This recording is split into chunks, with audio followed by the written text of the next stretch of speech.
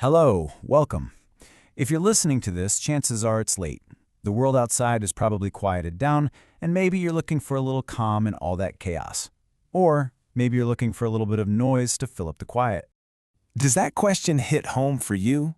You know that feeling, when everything finally stops and the silence itself feels huge. It's not empty, it's a presence. It can feel so overwhelming, almost like a roar. If you've been there, you know exactly what I'm talking about.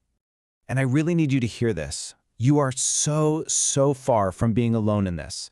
This isn't some personal flaw. It's just a symptom of the world we're all living in. We're surrounded, constantly, by notifications, music, conversations, the hum of screens. Our brains have literally been rewired to expect that constant feed of sound. So when it all just stops, yeah, the quiet can feel deeply unsettling. And it turns out there's actually a name for this feeling. It's a real, recognized phenomenon, a phobia that's becoming more and more common in our loud world. It's called sedatephobia. The word itself just says so much, doesn't it? Sedate. It's from the Greek word for quiet, but also for sleep and even death. You pair that with phobos, which means fear, and you get this picture of, well, a really profound dread. Now, the official definition might call it an irrational fear, but let's be honest, the anxiety it causes feels anything but. It's a real, powerful, gut-level reaction to the simple absence of noise. So when that quiet hits, your mind can really go into overdrive. And we're not just talking about feeling a little antsy. For some, it can trigger intense anxiety, a feeling of being untethered from reality, this deep fear of losing control.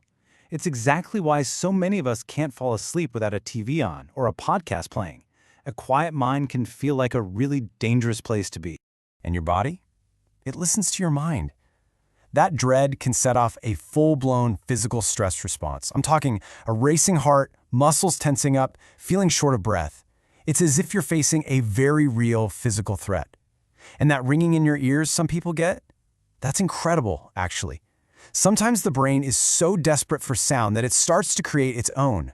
So why does the absence of something feel like such a massive, overwhelming presence? To get that, we have to go a little deeper into what's happening inside our own heads. This quote really it nails it. Think about it. All day long, we're using noise as a buffer, a distraction. It's a mask. But when you take the mask off, you're left with a mirror. And in that mirror, well, you have to face what's actually there. It's almost like we're living in two different worlds, right? There's the external world, which is just this non-stop rhythm of stimulation. It keeps us feeling busy, productive, connected. But then there's the internal world. And that's where things get tricky.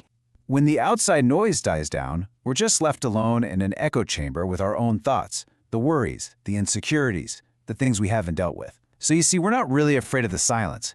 We're afraid of what we might hear from ourselves when it's the only voice left. It's also really important to remember that this is new. This is a modern problem. 100 years ago, the loudest things in your day might have been horses or church bells. This kind of deep-seated fear of quiet, it basically didn't exist.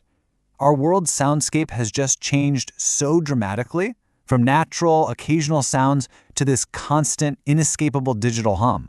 Our poor brains, which evolved from a much quieter planet, just haven't caught up.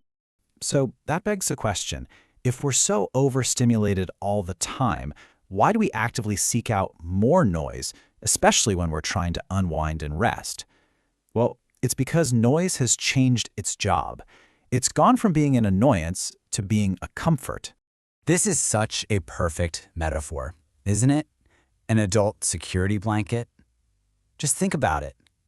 That podcast you put on to fall asleep, the low hum of a fan, the muffled sound of a show playing in the other room. It's predictable, it's a steady presence. It quietly says you're not alone.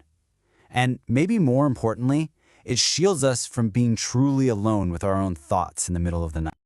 And when you look at why we're grabbing for that blanket, it's pretty revealing. For a huge number of us, about 40%, it's to dodge our own feelings. Then you've got the fear of judgment, that awkward silence in a conversation that makes us want to say literally anything. And for the rest, it's often just a brain that's gotten addicted to stimulation, or it's a habit we picked up as kids.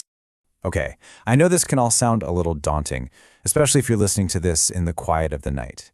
But here's the hopeful part. This is a learned behavior.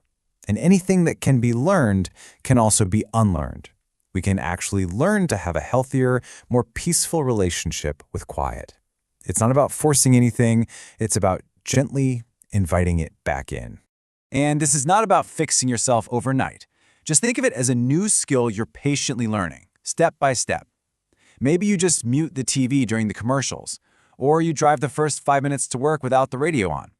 When you're in a quiet room, don't just sit there and endure it. Try to notice things, the little sounds you'd normally miss. And in a conversation, try seeing a pause not as a failure, but as room to breathe and think.